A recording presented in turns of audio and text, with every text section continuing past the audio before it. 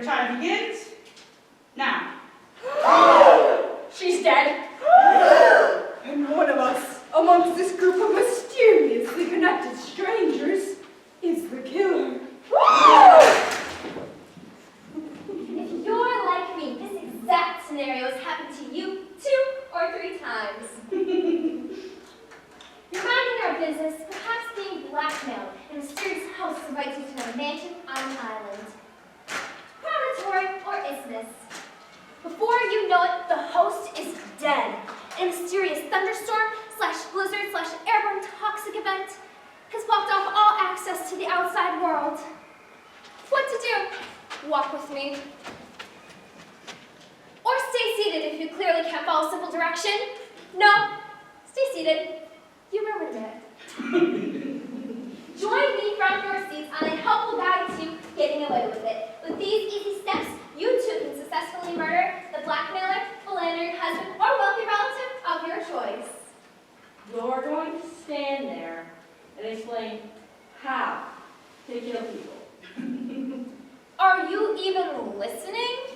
I am walking and explaining at the same time. This has nothing to do with how to kill people. It's how to get away with it after they're dead.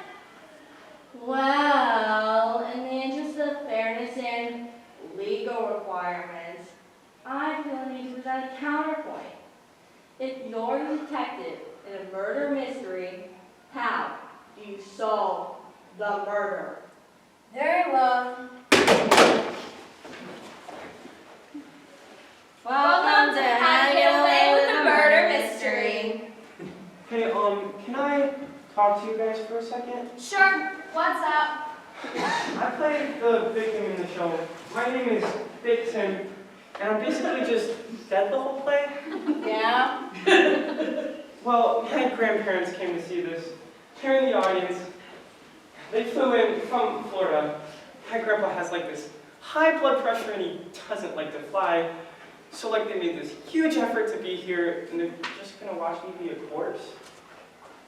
You have so much stage time. There are people out there dying to be the dead body. Fine, divas. All right, you introduce the suspects while I get everything ready. Okay, let's meet our suspects who are helpfully color-coded so you can remember them. Lady Indigo, a mysterious lady blue. Mr. Burgundy? Oh, yeah. You can't copy it. Fine. Madam Off-White. A little weird, but okay. Agent Orange. Now, Soylent Green. guys, no! Soylent isn't even a word.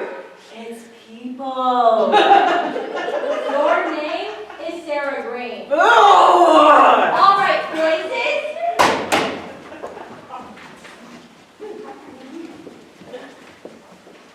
Let's begin scenario 1.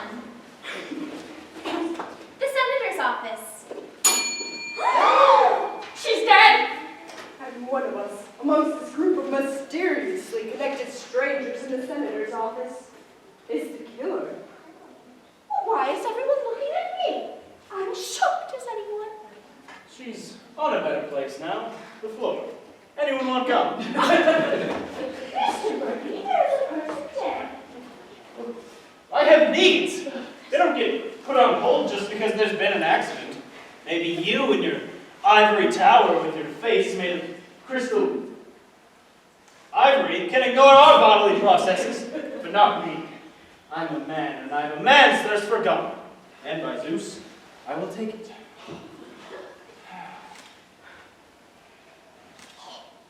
Yes, this is delightful. I can feel my jaw relaxing. Oh. Okay, everyone. Everyone needs to calm down, because I'm the senator, and you can tell so by my tie. I will handle this. Whatever. Oh, whatever. You're the boss of me, you don't know me. But I know you. Do you? You'd like to forget, wouldn't you? But I remember. Lady Indigo always remembers. I didn't have anything to do with this. Green, is that your name now? Knock, knock, knock. Wait. Hello? Is this the senator's office? We are kind of in the middle of something. Oh my goodness! Your colleague is an unfortunate event. No, she is dead, all right. Dead as bowling ball. Sleeping round. Curves. Like a sweet. Rob, I am the solution. Well, maybe I can help. I always used to find myself in situations like these back in Cabot Cove. Cabot Cove, Maine. Well, yes, there seems to be a string of murders there. And a mystery. Excuse me. But there's one. Run away! They can't convict you if they can't catch you. The problem most suspects have is remaining at the scene of the crime. But if you are confronted with an elderly detective, you are undoubtedly faster than them. They'll never catch me. He runs like a gazelle. Magnificent. Oh, look! There's a sudden thunderstorm / blizzard / airborne toxic event. Where everyone is supposed to take shelter, especially if you have asthma. Seriously? So, we're just supposed to sit here and wait. You're good at that, aren't you? Waiting. You have a problem with me, lady? Shouldn't you know that? Sorry, Senator! I'm so glad you're back. I just have a few questions. I don't have anything to hide. Oh, I'm sure you don't. Why would a senator have something to hide? But there's one more thing. Tactic 1. Be slow. Sit down and shut up! What? You have a hearing problem? Is there asthma in your ears? I said sit down and shut your mouth! Yes, ma'am. We can do this the easy way, or we can do this the hard way. Don't look at them, look at me! I said don't look at them! Eyes on me! You did it, didn't you? Well, I didn't do anything. What are you talking about? Are you having difficulty understanding the words coming out of my mouth? You did it! I don't know what you're talking about. You think I'm stupid? I will you! The senator! And I'm your worst nightmare! You can't talk to me this way. You think you scare me? You quivering pile of jello? I got bigger assholes than you! I died exclusively on Wolverine meat! I sleep on a pile of orcas! My only friends are a boa constrictor and a guy named Tom! Dear Lord! I'm your Lord now!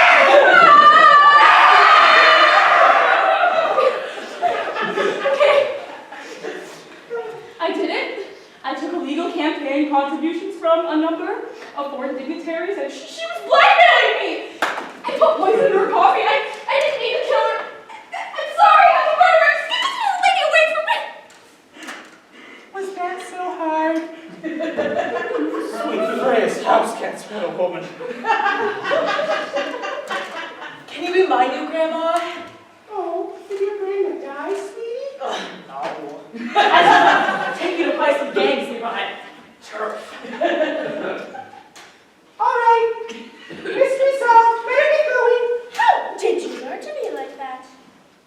You would not believe the number of murders there are in one small town in Maine. I ride around with the police sometimes and to patrol those streets.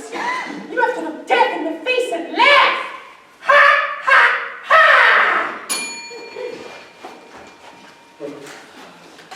I'm pretty sure she broke most of the laws there. A prime citizen?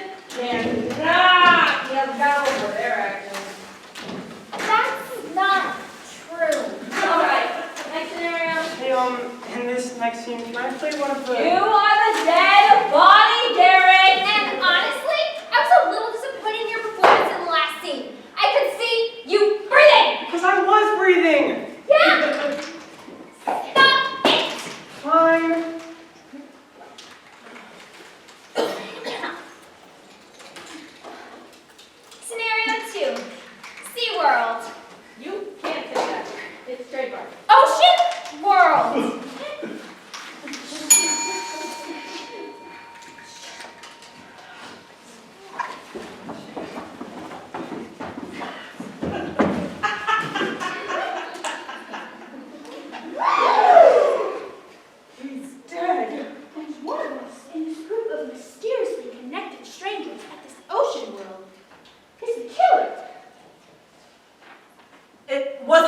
but honestly, this place is a nightmare and I am not surprised. That sounds like an admission of guilt. I don't know about anyone else, but I am hungry. Who's up for a protein shake and some pecans? Don't you think we should call the authorities? Why? The sight of blood, it's disturbing.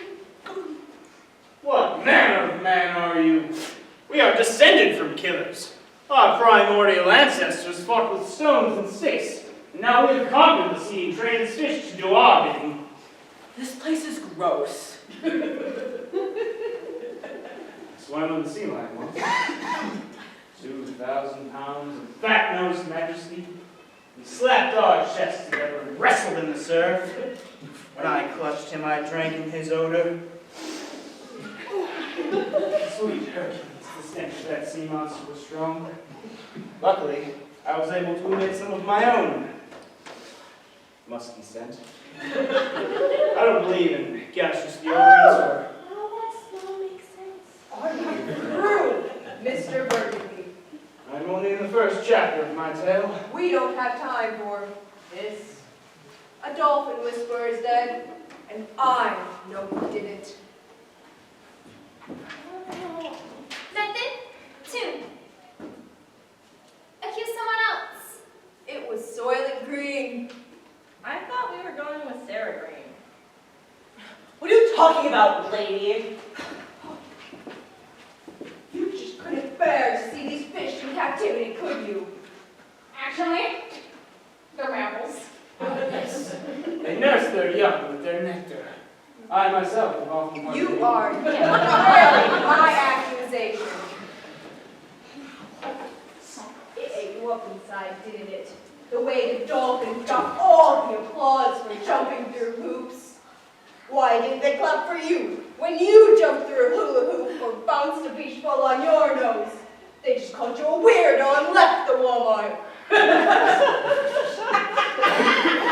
So you hatched a plan, just like the dolphins hatched their young murderer.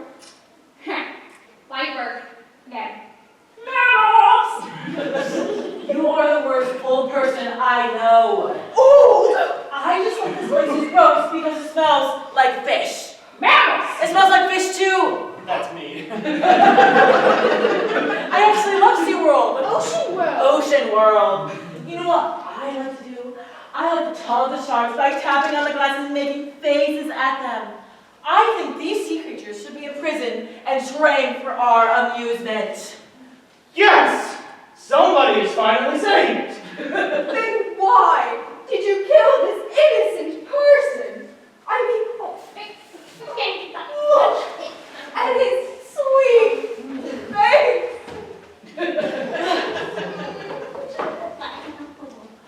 I didn't kill him. Well, someone here did. I believe I may be of some assistance. Dang it. Tactic 2. Logic. It was the teenager. She's sullen and emotional. You're sullen and emotional. A careful examination of the evidence will lead us to the only logical conclusion. Has the body been moved in any way? No. You just dragged him towards me. And you dragged him back, so that cancels out. Actually, he's a little to the left of where he initially was. Let me just drag him.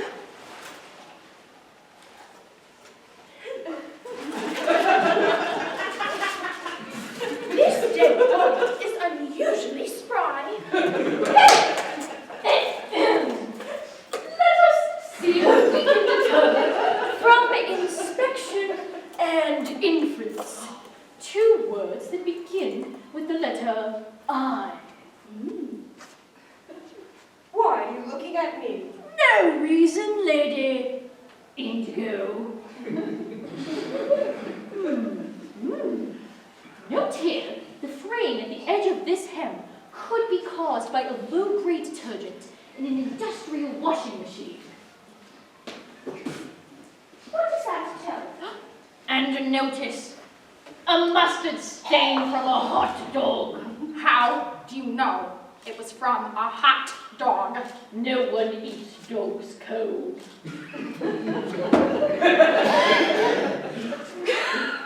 It's the only conclusion possible.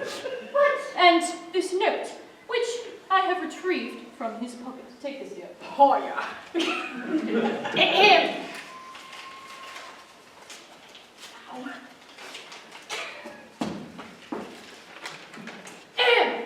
You won't get away with this. I will kill you with blowfish venom and blame it on the nearest young person, because no one will believe that I would kill you, since I appear to be an upstanding citizen, but am secretly running a brothel out of the concession stand near the stuffed orchids that caters to the wealthy and powerful visitors to SeaWorld. Ocean World, who I have been secretly blackmailing in order to execute my dream of opening a chain of dolphin-themed restaurants featuring dolphin burgers and seal steaks. That could be anyone. It's signed Lady Indigo. Write your name on it. I wanted him to know it was me. Oh, shoot. No, can we not pull on a dead body, please? I have very sensitive joints. You know Jackie Chan is all his own stunts, right? He jumps out of planes and things. So? So this could be much worse for you. And if I was your grandparents in the audience right now, I would be very disappointed since you seem to be talking and moving, since dead bodies don't do that! Fine. Ready?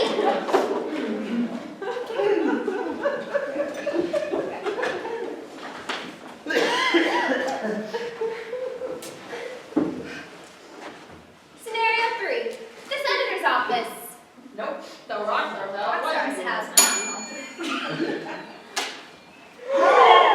She's dead! And one of us, almost this mysteriously group of connected strangers in this rock star's house, is the killer. Why is everyone looking at me? You know who killed this Ruby? groupie? The world did. The world killed her. Did the world use a ceremonial hunting dagger? Because that's what appears to be sticking out of her back. That is an authentic recreation. I'll ask you not to touch it.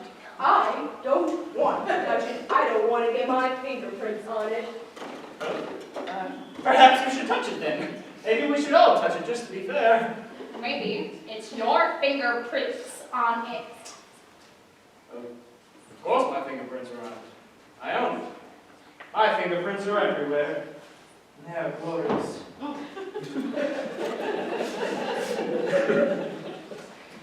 Besides, if I did kill her, I did it for love.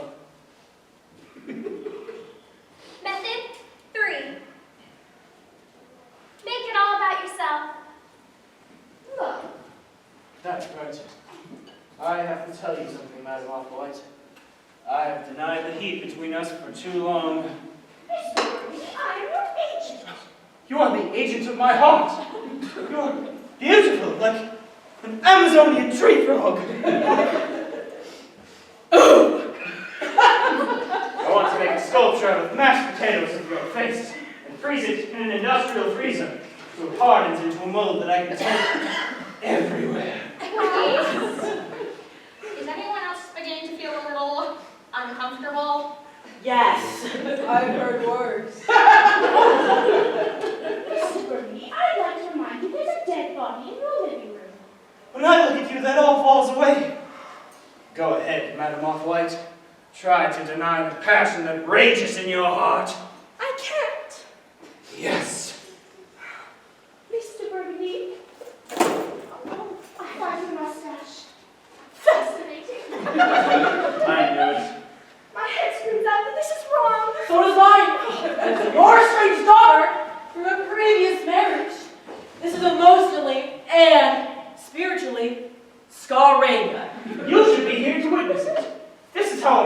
woman express their love. Almost as much as I love my dog. My dog is pretty great. I have a dog too. Yeah, he's a husky schnauzer mix. This isn't about you. You had your scene. Barely. Why am I even in this rock star's house anyway? You're probably a groupie. Seriously? I'm a groupie? You're not. You're not. If I was a groupie of this guy, I'm glad that I'm dead right now. Can we focus? Police! Madam Off-White, I'd like to ask you to dance. I'd be honored. Would you like me to move the dead body out of the way so you two can dance? That would be fantastic, thank you. I was being sarcastic! Excuse me, I hate to interrupt, but I do believe there's been a murder. It is in my nature to investigate such things. Oh, thank goodness. A famous detective is here. They were about to dance and I was going to throw up. You should be happy for me. I'm giddy, like a schoolboy. Detective, there's a woman dead. Mm-hmm.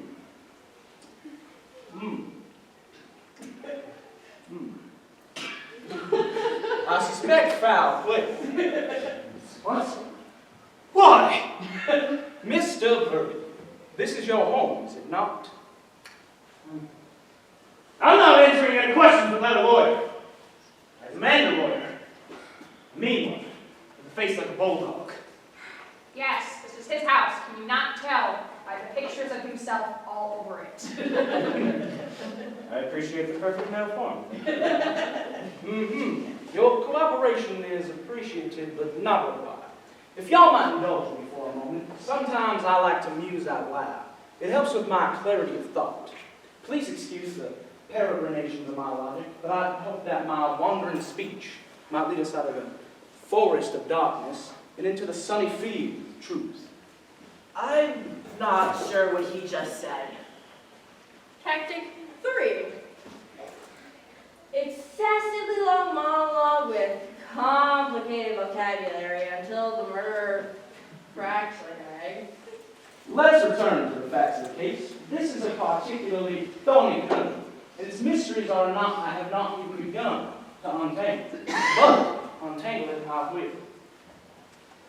I have eliminated no suspects. And I have drawn no conclusions. Did I mention I am in love? You have. But I believe the fact of your passion is irrelevant to the case at hand. To wit, who was this woman? Why is she dead? And who amongst them perpetrated the crime? You see, my philosophy is one of gentle observation of the facts, by which I will tease and unravel the web of lies and mistruths that has been so carefully spun about us. One of them appears to be a human being, but is in fact a spider, an eight-legged arachnid which injects its victims with venom and wraps them in a cocoon of silk for later consumption. The energy the spider receives from its prey enables it to process the calories needed to spin more webs and catch more unsuspecting prey. And it is a well-known fact that the female spider might lay 10 to, say even 10 to 12,000 eggs in one clutch, which will then actually catch upon the wind and disperse into neighboring fields.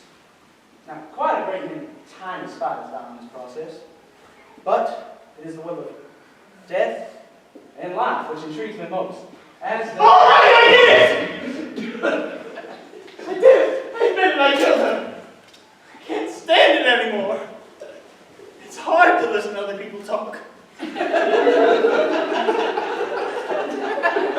Case closed.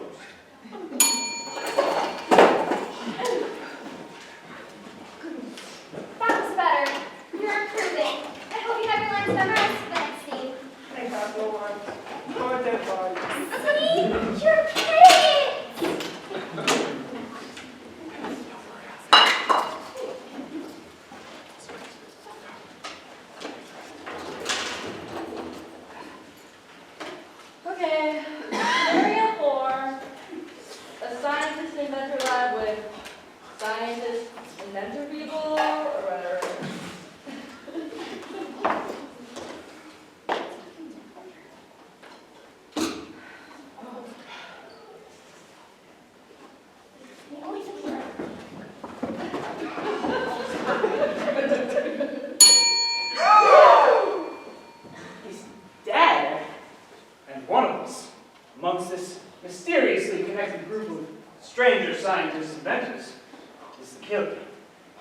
wasn't me. Oh, we'll just take your word for it then. I don't care about anyone enough here to want to kill anyone. I just want to do my science things. What science things? The science things I am doing in this science inventor lab since I am a scientist, or whatever. Lady science things. They're not lady scientists. I think I understand a little more about science than a girl. It's in my DNA, man. You're a Neanderthal, that's what you are. I am a noble beast. Thank you! Shut up, Mr. Burgundy! Dr. Burgundy. I have a PhD in the School of Life with additional education for my two assistants, Jack Johnson and Bobby Terwilliger. I know who the killer is. How could you possibly know that? Because, Dr. White, I've been paying attention, and I know why you took the body from over here. Because it was originally over here. You've got nothing, Dr. Orange. It's not Dr. Orange. It's Agent Orange, FBI. Like this, for the perfect alibi. I couldn't possibly have killed him. And besides, he was over here at the time. That's what you just want us to believe, when really, he was over here. This lab assistant had a brilliant science invention idea that you wanted to steal. What was the brilliant science invention idea? I don't know, it was like a brilliant science invention thing!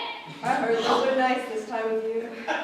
We're forgetting one thing, Agent Orange. My alibi. We know from the broken clock on the wall that he died at 11:59 a.m. By Jupiter's beard, she's right. Behold, the broken clock. I knew that already. Sometimes I make exclamations, like you all wish you could, but you are small, timid little people and I pity you. He died at 11:59, and I wasn't here, and I can prove it. I was in a different lab at the time. A lab that was hermetically sealed and locked.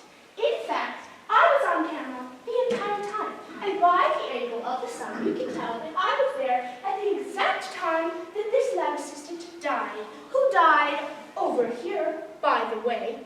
And I actually got up and faced the camera so you could see my face, and then got close enough so you could do a retina scan on me to confirm my identity.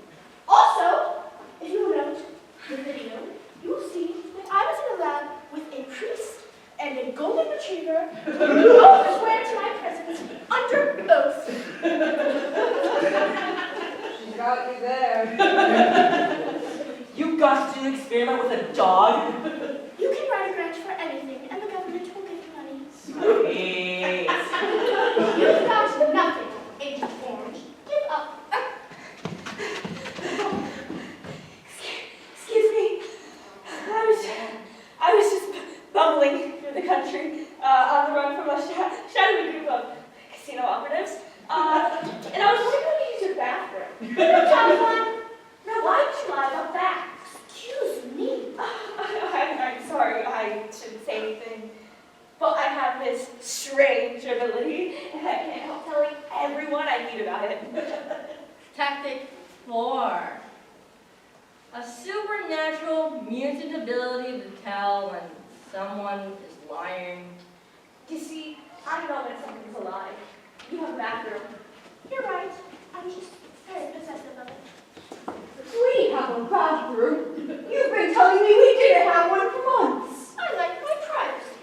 I've been driving 5 miles down the highway to McDonald's. I'm sorry. You're not sorry. Well, there's only one store. That's also a lie. I just go outside. That's true. I like to mark my territory. Also true.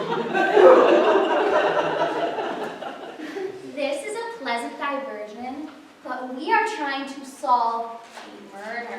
Oh, look at this body. Oh my gosh. I bet you don't see that every day. I was in a different lab at the exact time of the murder. True. So I couldn't possibly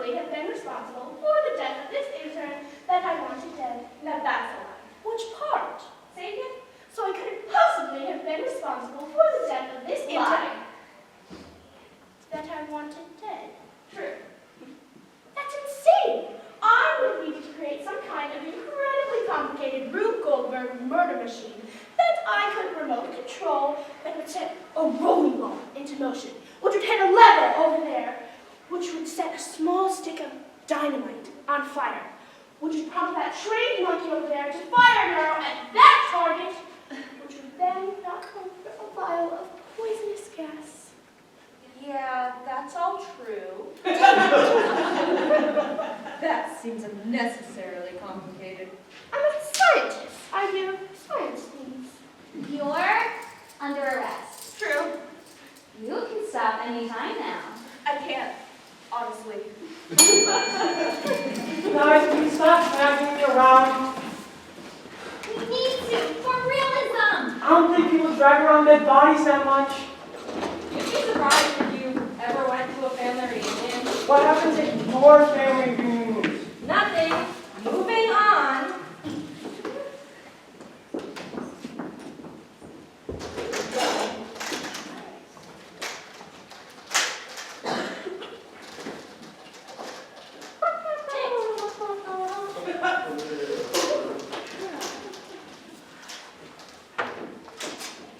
Our final scenario.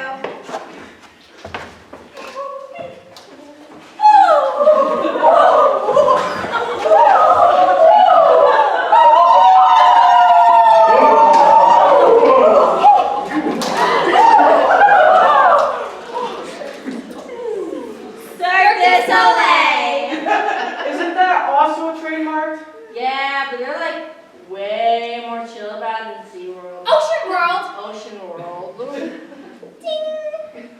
Ah! Splat. She's dead. And one of these mysteriously connected gymnast people is the killer. Don't say that! She flew too high. She fell too far. Could have happened to any of us. Right. It was an accident. Maybe somebody should move her dead body off the stage so we can get ready for our show. No! She stays here. So the audience knows our sacrifice. You come here to look at the clowns. They'll behold a clown that has died for you. Look upon her broken body. This is what we do. I hate to say it, but I agree with Mr. Burgundy. Show must go on. It's the law. I don't actually think it's the law. It's the law of the jungle. Can we just take a minute to remember her? I know it doesn't matter to the rest of you since you're all a pack of jealous clowns, but she was my friend. Method 5. No motive. She was the only one I could talk to about my many problems. You can talk to me. I will solve all your many problems. Can I solve the issue with my mom? Oh, sorry. You walked right into that one. Listen up, lady. You have a daughter that is beautiful and special, and you need to get over yourself and heal this relationship. That would be the worst thing to say. Because she's a stone cold fox. That's a problem.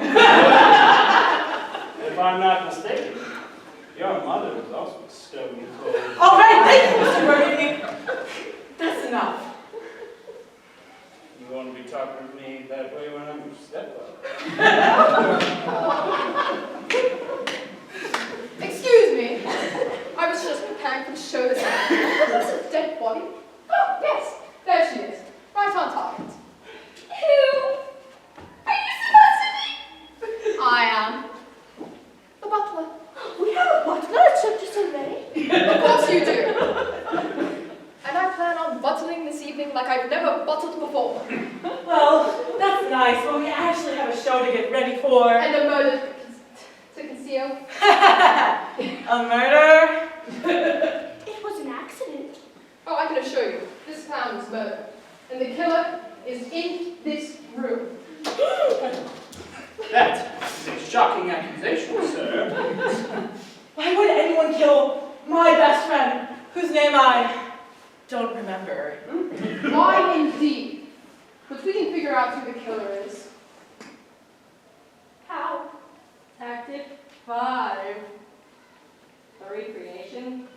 There was not one attempt at murder, but 5.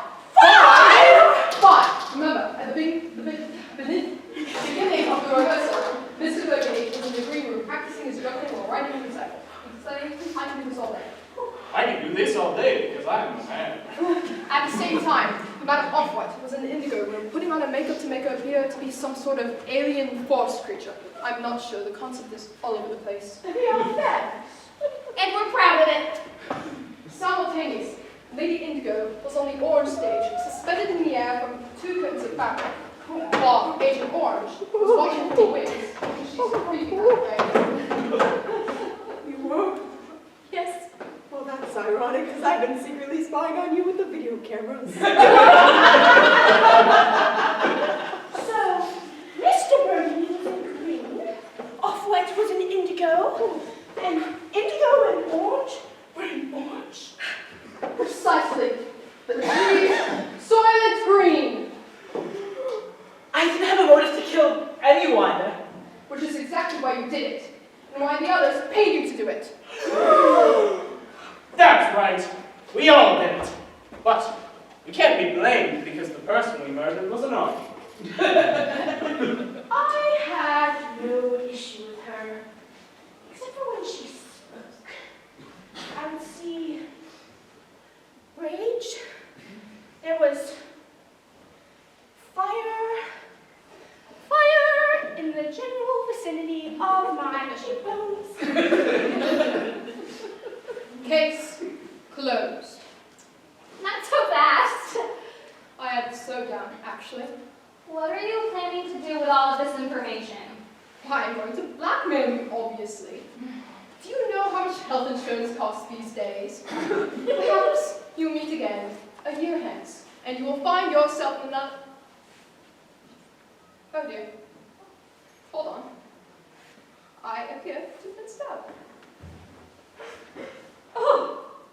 Who killed the butler? I did. I saved. I thought you were dead. Do you know how much padding I'm wearing? I could fall off a cliff and survive. So, I'm super sorry that I tried to kill you. No worries. I will be blackmailing all of you, though. That's fair. Method 6. Murder the investigator. I win! I win! Woo! I'm sure your grandparents are very proud. That's all for our show. And remember to...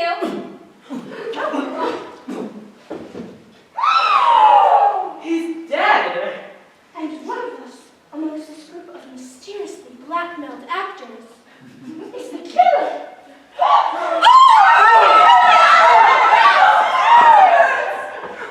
Time. All right!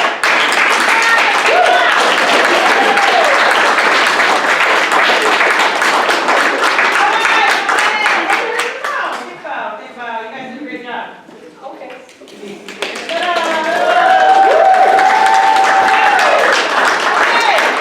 So, guys, nerves contributed a little bit because we shaved like it's just over 40 minutes. It's real fast. So, obviously, I wrote some notes about things that, just some mechanical things that we probably need to work out, but we're gonna let these guys, you're gonna get to listen to me all week next week, right? So, we're gonna start here with Mr. Smith. He's gonna give you guys some feedback. So, you want them seated? Yeah, absolutely. All right, just have a seat, guys. Comfortable. I want you to first know I brought my own piece of the show. I want to tell you guys you're grown. I heard about a lot of stuff happening in the arc that was the rehearsal process for this show, but I have to tell you, seeing it for the first time was very surprising. I didn't expect most of this. I heard about a lot of it, but to see it come together was really cool. You mind if I stand up? I feel like I need to walk. Yeah. Yeah. In character, though. Hey, well, this is my character. And the character of the English teacher. Yeah. I just had kind of a jumbled mess of notes, and I did a thing where I wrote it here and it goes over there, so Amanda gets to decipher it. I caught the pacing bit, which I wrote here, but really goes over there. Right away, and it wasn't really just one person, but it really hit home for me with Audrey, because you were leading the scenes, right? And you had to initiate things, and so everybody's kind of waiting, and the go was motivated by the narrators, right? So your pacing is going to set the pace. Does that make sense? You have to control the tempo right from the beginning. You need to calm yourselves. You need to focus and center because it was a little frenetic in the very beginning. So if you can think to yourself, just slow down. You have ample time to work with. This was not like, I was just talking about it before you guys started. This is not like last year with Godspell, when even at this point you were still worried about how to cut more because you were way over time. You can relax. This thing has some natural moments of increased tempo, and you know where they are and you will get them, but I think it's important to start calmly because we need to hear what you're saying too, and that leads me to my next point. There was some mushmouth stuff going on. Like, I thought instead of senator, I heard someone say summoner. Now maybe that was me. Maybe that's the acoustics of the room. But you don't get a second chance. So you have to be very deliberate with what you say. And even to the point of waiting to hear it come back to you before you continue with your performance. Can you hear what I'm doing? I have natural check downs. I wait, I hear myself, and then I keep talking, right? And you're going to have to pick up the pace at some point. You're still going to have to listen for those clear, crisp, articulate moments as you are performing. Yeah? Look around here. Stuff's going to happen. Like, I don't know who it was, I looked up as it was going down, but you guys did a great job of reacting and not overreacting when somebody tried to take out your curtain. I think I reacted more than anything you did, and I apologize. I'm sorry. That was good going. Is there somebody who's generally in charge of the stage stuff? Is that the default? So, I mean, you can't be like always looking around, but you have to know what to do. Like, do you actually put it all together? I mean, I know that you were like Amanda's right hand in all this, but for stage stuff too, it helps to like actually know how everything works so that if the you know what hits the fan, you can fix it, right? So, good. Let's hope that never happens again, all right? I thought the scene changes were really smart and effective, and I didn't even realize how well it was working until probably the third time through, with the narrator and victim bickering, and how that was covering the reset. So that was really nice. I just said it effective, but I really appreciated that. The bell was my idea, by the way. I claim that. Well, tell us we put a bell in. I just thought that you had to have it. The ding would initiate and establish, and I'm so glad that they made the final cut with everything else that changed. Let's see. The orange versus grandma scream is a natural high point in that the ebb and flow of things. That was really nice, really well done. I had some side notes like, are we supposed to see your hairy legs? Yeah. Are we supposed to see all the tats? Yep. Yeah. I wanted to know more about that person, that story. And I don't know why Grandma had hairy legs and tats. And I expected, hoped, wished that I was going to see hairy leg Grandma Tat Lady again. And I never did. And I was really disappointed that you never came back. Ken, can I share something with you? Because I have small bios that I've written for the characters for the program. Okay. Elderly lady, aliases include Nana, Grandma, Clayton Sager, and Granny. Former Navy SEAL, accomplished fruit ninja, sleeps on a pile of orcas, personally responsible for the "Where's the Beef" slogan in the restaurant. That's your bio. I saw it. On the corner of my eye, I was trying to really take in all that was Grandma Tat, Navy SEAL lady, and I saw Jack react to the orca line. And that was, sleeps on a pile of orcas, and I saw you just lose it. Oh yeah, that was great. That was fantastic. A lot of Chuck Norris joke potential there. Right? Oh yeah. But my point in mentioning all this is not just to revel in it, because it was great. But that's a spot where you're not going to know how much laughter you're going to get until it happens. Like never before until that moment, your audience is going to react. And you need to be ready to not move forward just so fast. That's that surprising one. And if it derails you, it's going to be problematic. For as good as that moment in time is, it can blow up right there, too. Okay? And I just want you to just get to it and keep going. 2 minutes.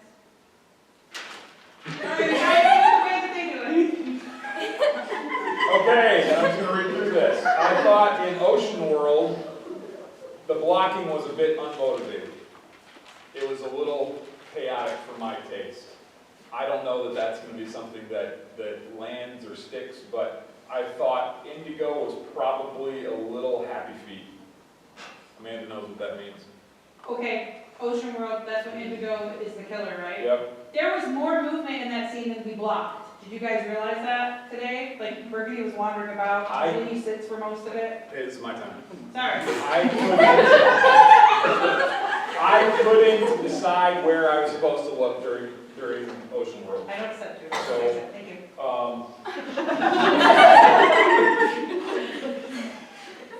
Let's see. Oh, Green. You came over here in one scene, and I caught your eyes go down. You looked through your corner. Did you feel yourself do that? I think I saw other people doing it, but that was the one that was most noticeable to me because I was right there. You guys have to know your space so well that you don't have to check where you are, because that pulls focus, and your audience is aware that you are a little anxious about your performance then, right? It's when you can lose yourself and just be okay with a little slip, because who cares if you step on the table? It's not going to be a big deal, right? I don't think it is. I don't think we get, I don't even know if it was taped out last year, was it? I think it's like the guaranteed size space that we have. Right, but I don't think it was taped out last year. So let's not focus on whether we go out. Is the dagger gag, that thing, is that supposed to be sticking to him? Yep. So something's got to figure out there. I don't know. I think I'm okay with the size of the poster, and it works. I don't know about for these two, and they're going to have. Oh no, they're going to be bigger for regionals. Yes. But my question there is, can we do that whole thing without it being a coat hanger? That it just looks like a coat hanger. That was Plan R. Yeah, I've caught the ebb and flow of things for about a month now. All right. You noticed her dance okay, or so? No, I didn't notice. I've been shopping for your closet. Okay. All right, Mr. Smith, say thank you, Mr. Smith. All right, Miller, you're up. Well, hi. First of all, I just want to say great show, everybody. That was really fun. I enjoyed it. So obviously I'm not coming from a place of knowing all of the behind the scenes rehearsal and everything like that, so I'm kind of the outside view. But one thing that I really enjoyed seeing is all of you being in character while we were waiting for the show to start, and I really liked seeing how a lot of you were like really in it, really feeling your character, seem to be enjoying yourself in it, which is something that's really nice. It's like having fun in your production and being excited to be there and excited to do that really brings it to like the next level.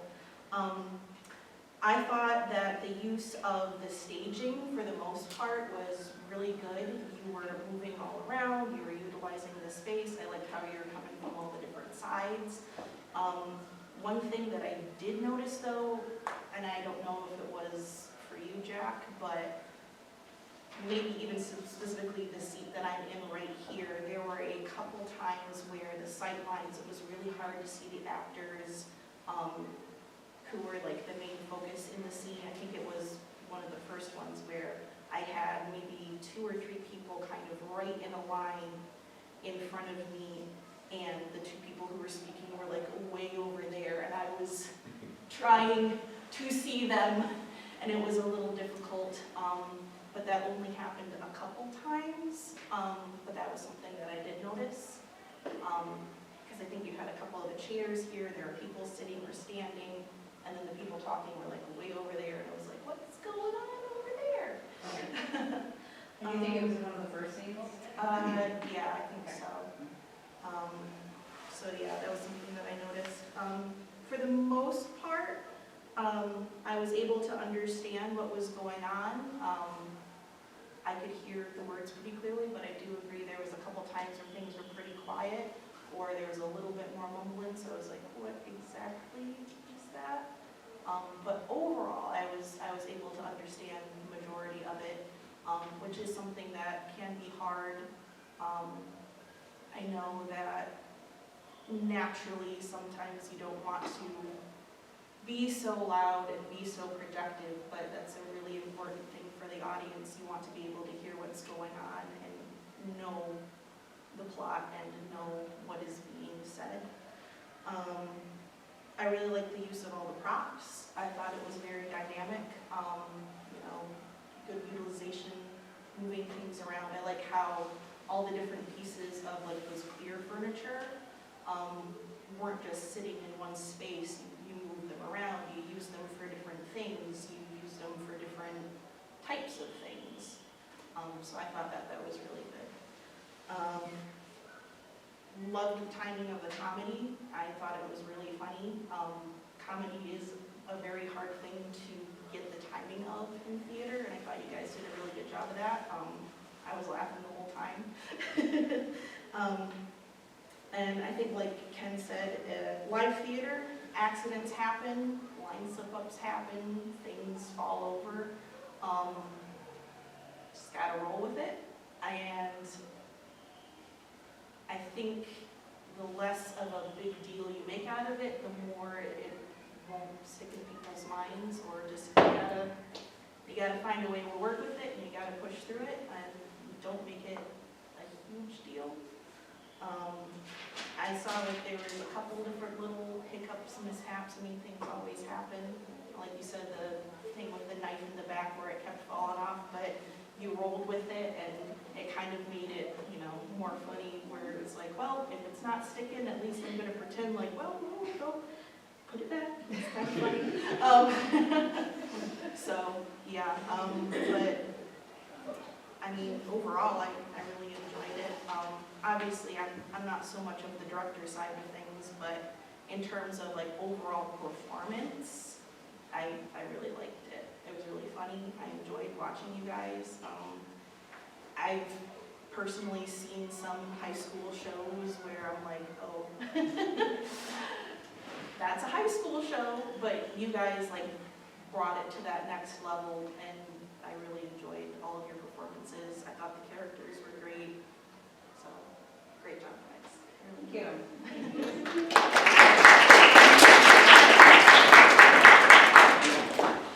All right, before Jack talks at you guys, I want to pick the brains of all 3 of our operators.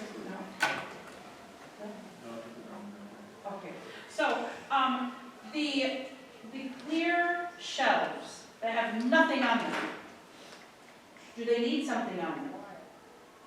At which point? Yeah. All 3 of these little shelves have nothing. Oh.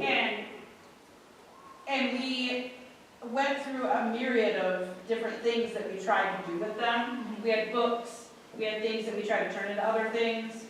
Now I'm considering just putting some colored boxes that could represent a multitude of things on the shelves, just to have something else so they're not empty. I think that with the colors on them, they're tied enough to the show where they're kind of a prop in of themselves. But that's, worth some thought for sure. Like, what would be a fun thing to make just like a fish? Like, that might just be a fun one to like have on the table for a murder mystery. Like, if we're Some looking things, for like the ocean scene had some seaweed and a fish. Oh, that's. But were there always things? My question. No, there were not. There are not things on them in the senator's office, and there's not anything on them in the, well, the science lab, we put 2, then 1, and then we put science and things on top. Is that enough? They served their purpose. That was great. I I thought the think science so. was awesome. So we need. I wouldn't want things just for the sake of having things. Yeah, and also I would think that if you're intentionally just putting things on there to have things on them, I would be a little worried about how much you're moving things around. I wouldn't want that to, something falls off, it rolls over to the side, things, like, where did you put it? Like, you would take it So out. in the senator's office, we have the podium with the flag in the front. We have 2 smaller flags. Would it be effective if we just put them on the fronts of the others? I like So that everything looks like it has something? Yeah. Okay, because we've just been, Yeah, no, I understand. these poor kids, I'm like, that didn't work. We spent a whole afternoon doing things. That didn't work, That didn't work. Threw it all out. Ah. So, okay, sorry, that was just a me question before you got, so, thank you. Well, hello everybody. Well done. Well done. Thank you. This was so much fun to watch you guys. It was a lot of fun too getting to be here last year and really see a lot of you grow as performers, and especially just see you really make this show your own. So I want to preface that by saying something very similar to Amber and Ken, that it's very hard to pass judgment on a thing that's just so freaking fun. But we'll try. So, first things first, Amanda, can I borrow your actors? Yes. Excellent. If y'all could line up, just make a straight line up here. I'm actually going to just guide you for a moment. There are sight lines on a thrust stage. If y'all can make a single file line, I'll be the head of it right at this corner. We're just going to watch the stage for a moment. Thrust is tricky. Thrust is really, really, really tricky. Because everywhere you look, there's people. You're surrounded. Excellent. We ready? Yeah. All right, follow the leader design. So I want you all to imagine that this is a point in which you are monologuing. All right?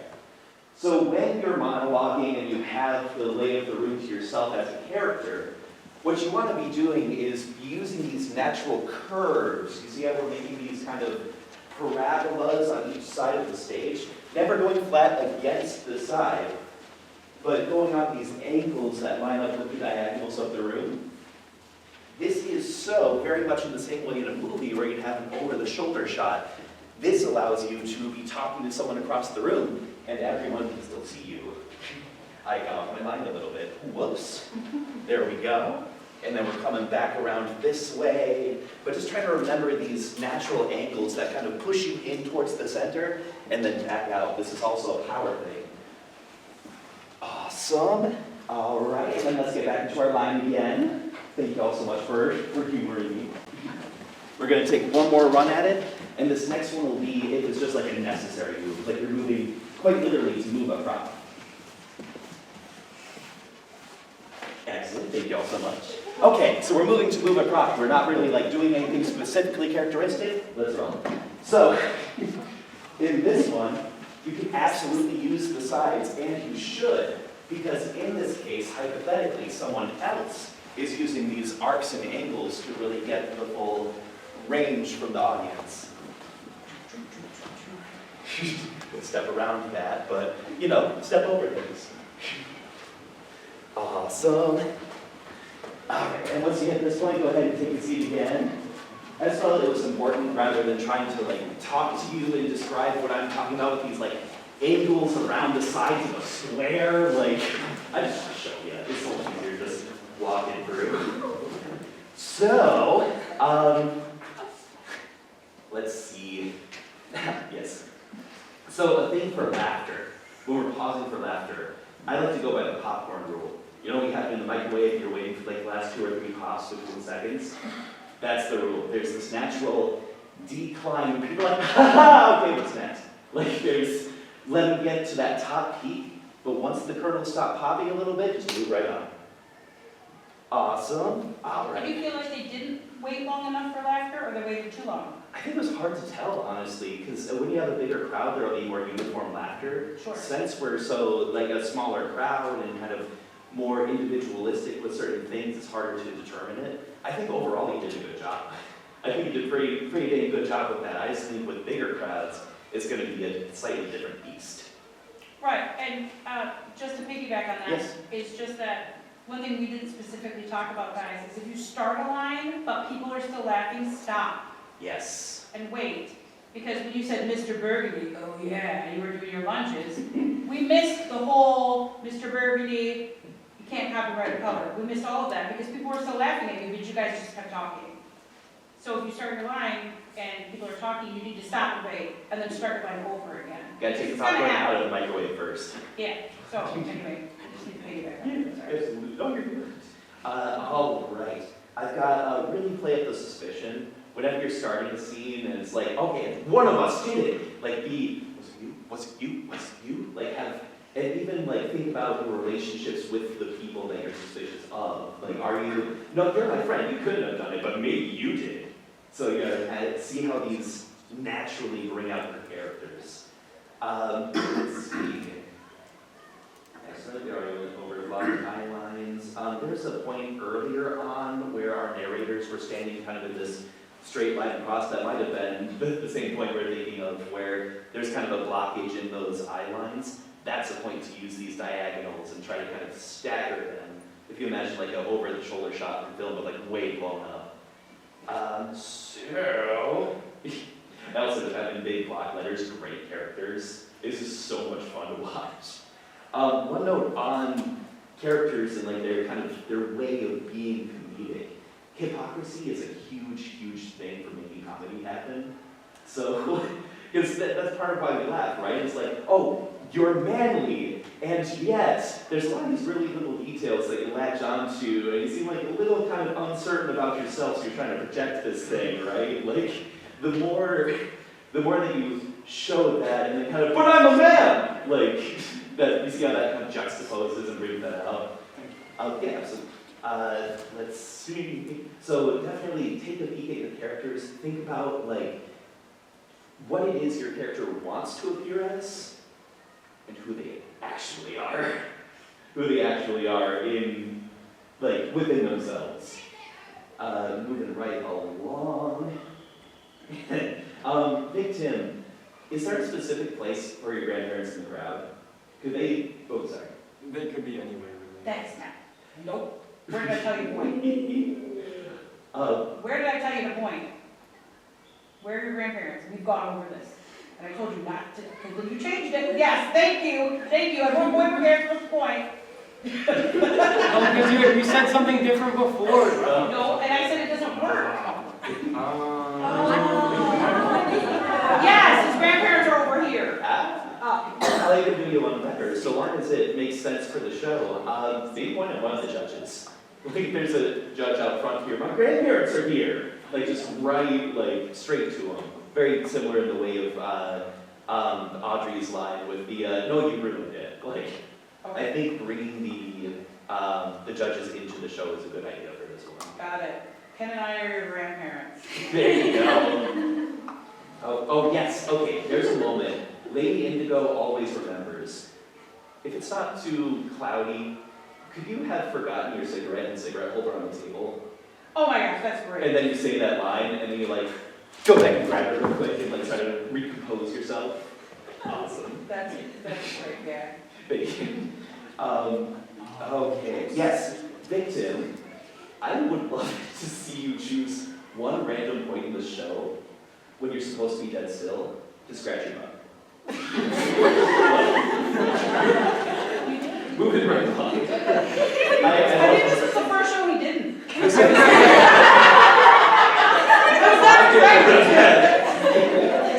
I think too, this is one of those things where I feel like tailor-made for this experience, because I love murder mystery, I love comedy, and they just go together so well.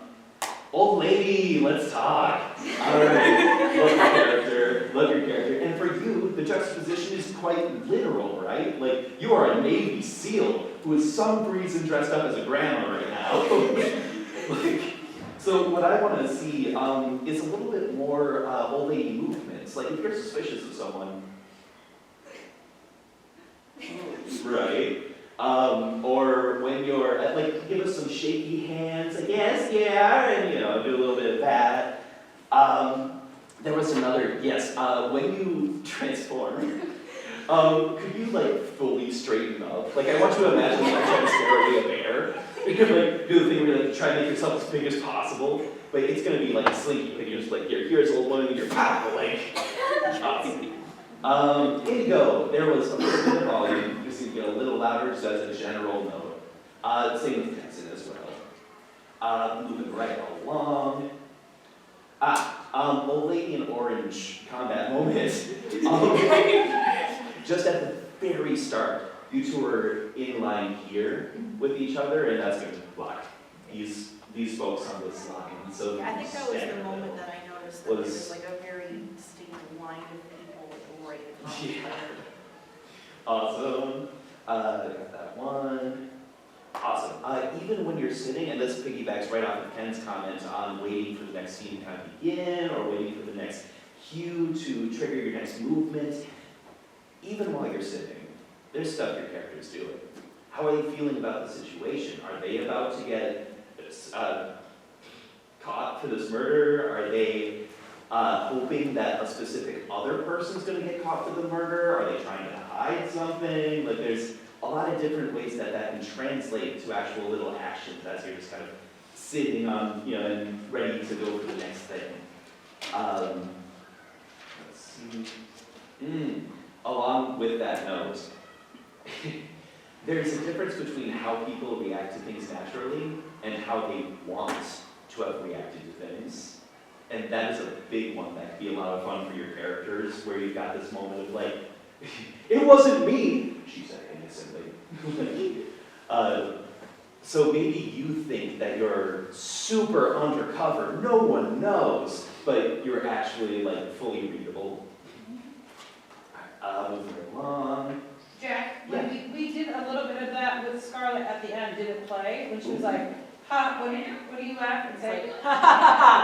It wasn't, I didn't do it, something like that. Got you. Murder? Murder, yeah.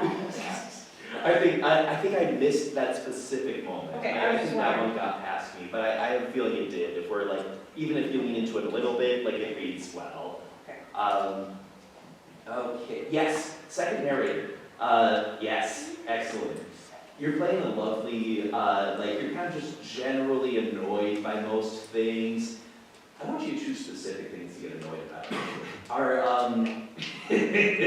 Yeah, make them positive, yes. Are you like a stage manager a lot? Like, do you often do a lot of like tech stuff? Or like, have you got a lot of experience with essentially herding cats? Herding Herding, not herding cats. I would hope not.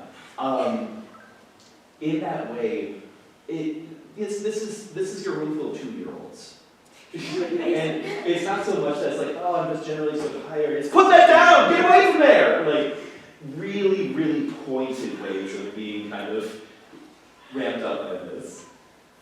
Let's see. You're doing a good job. This is really, yeah, there you go. I have to know before I go into what my note is, are you familiar with an actor named Matt Berry? No. So he is very well known for having just really strange ways of pronunciating things, because he's just so like verbose and grand about it. Like, he lives in a soap opera constantly. So he's like, I did not do the murder!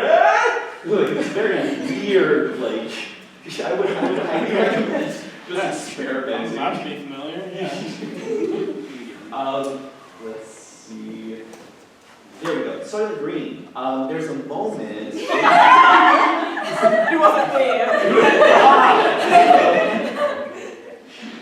There's a moment where you get called Soylent Green again. You're like, no, your name's Sarah. And then it's like, oh, Soylent Green.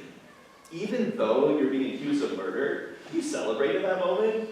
It's a moment of saying, I told you so, to narrator, to the other narrator. You're like, ha, I told you, I didn't do it. Right. All right. Man, dude. It smells like fish, that's me. Can you be really proud of that? It's like, it's me! You can tell, this is a character I played before. Detective, there's a moment where there's a mustard stain on the leg of this dead body. Can you lick it to confirm it's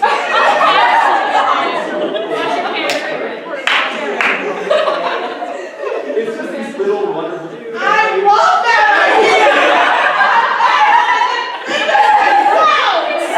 Well, and her delivery is so spot on. Nobody eats a dog cold. Like, it's so good.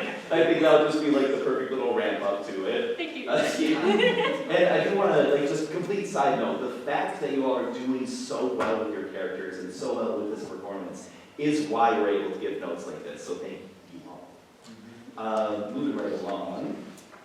Jack, what Yes. I'm going to do is I'm going to give you 2. Perfect. But any of the students that want to stick around Yes. and get notes from Jack, because Jack takes very extensive notes. Or if That's Amber right. has, and it's okay, it's great. If Amber has additional notes, we just don't want to keep all of your family hanging out for the whole movie, okay? So 2 minutes, Thank you so and much. then Thank you too. individuals, okay? Let's see. Texan. We're losing the ends of words. There's, I think, do you have like a grandfather or anyone who talks at great length? Yeah, kind of. Yeah. Okay. You notice that they never rush and that you always hear everything they say. That's something that, especially with the accent you're using, you can kind of lean into that and use that like, now this unwanted thing here is not really stretch and land on the end of those words. That'll contribute to you breaking. Point of Yes. clarification, because I was having him speed up that speech because I felt like the audience was going to get bored when the actors were supposed to get bored. But do you think that if he slowed it down but was more animated, that the audience would still be involved, but the cast could still fall asleep? I think that we're facing this moment of differing builds, where you can start a little slower, or no, I'm sorry, you can start a little faster and then slow down as you go, and you are like, he's never gonna, oh my god! You start to really, we've got these kind of opposing trajectories. I think this is partially, okay. right? Yeah, something we could nuance. I like that, thank you. Excellent. Your line, Dyson, and what's your character's name? Southern gentleman. Southern gentleman. So Texan. You have a line, gentle observation of facts. Can you bump into the body? When you, gentle observation of facts. And we, or play that moment however you will. I just think that's a golden opportunity. Sometimes he kids me.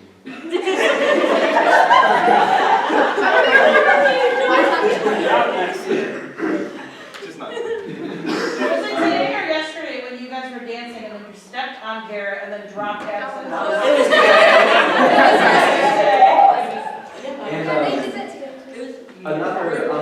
So there's this lovely pacing to this where you've got the same, well, it was one of the people in this very room. Every time a scene starts, play with that. There's, repetition is a keystone of comedy. So maybe at first it's like, but one of us did it! And the next time it's like, well, one of us must have done it. And the third time it's like, oh, yeah, so someone in this room has done it, and now we, because we're getting the same thing each time, right? But each time it changes. And especially at the end, because now if you're super casual with the one before the very last, death that's unaccounted for, then you get to see real panic. All right, guys, we're gonna let your parents head out, and we are going to take a moment to thank our judges and our audience.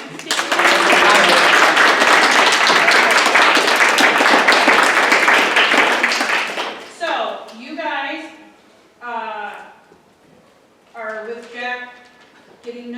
if you need to, you know, Jack, if you know you want Yeah. certain ones right now and other ones go change and then vice versa, is that what? That's perfect. I'll just review and see who I need.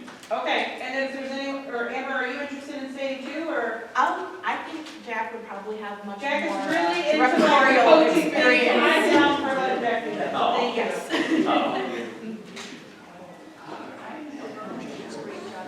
Oh my gosh, that was so So can I have Cirque du Soleil, Butler, Narrator 2, Burgundy, and Green? All Soleil. Scarlet. We're not all Yes. Okay. Yes. All